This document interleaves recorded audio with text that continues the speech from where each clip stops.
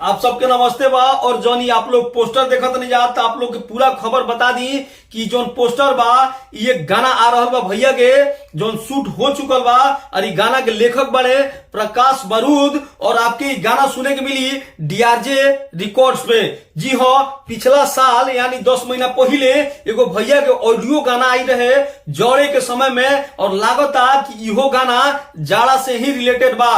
पिछला साल आपके सुने के मिलल रहे ग्लोबल म्यूजिक जंक्शन पर कि का हो सैया डबल रजैया अरे देही से अपना आड़ा कर, यही टाइप की हो गाना होखे वाला बा। और 4-5 गो गाना जो शूट हो चुकल बा आप लोग के लगातार सुने के मिली।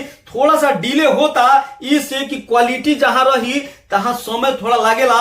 तो आपके एगो पोस्टर तो रिलीज हो चुकल बा ग्लोबल म्यूजिक जंक्शन पर, घाव दे देवे जोना के कभी भी टीजर आ सकता। वैसे तो अभी टाइमिंग कोनो अनाउंसमेंट नहीं के भइल,